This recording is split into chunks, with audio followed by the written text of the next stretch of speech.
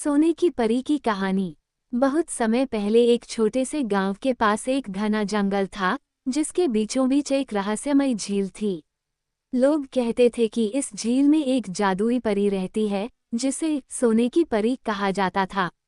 वो परी किसी को दिखाई नहीं देती थी, पर कहा जाता था कि जब वो उड़ती तो उसकी पंखों से सोने की चमक निकलती थी, और उसके स्पर्श से जो भी चीजें छूती वो सोने की बन जाती।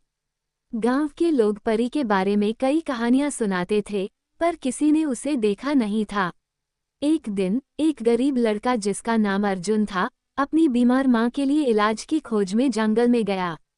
उसकी मां बहुत बीमार थी और अर्जुन के पास उसकी दवाइयां खरीदने के लिए पैसे नहीं थे। वो उम्मीद में था कि उसे जंगल में कुछ अनमोल मिलेगा जिसे बेचकर वह पैसे कमा सके।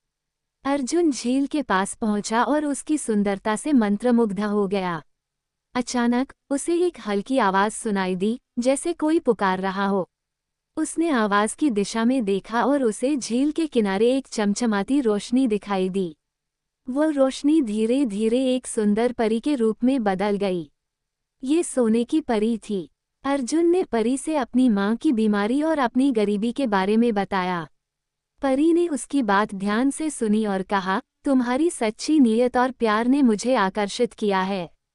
मैं तुम्हारी मदद करूंगी। फिर परी ने अर्जुन को एक सोने की बूंद दी और कहा, ये बूंद तुम्हारे सारे दुख दूर कर देगी, लेकिन याद रखना, इसे केवल उस चीज के लिए उपयोग करना जिसे तुम सच्चे दिल से चाहते हो। अर्जुन ने उस बूंद को अपने मां के इलाज के लिए प्रयोग किया। धीरे धीरे उसकी मां ठीक हो गई। अर्जुन ने परी को धन्यवाद किया और वादा किया कि उसकी हर एक सिखाई हुई हर बात को हमेशा याद रखेगा। इस तरह से सोनपरी ने एक सीख दी कि समृद्ध दिल की सच्चाई और प्यार से होती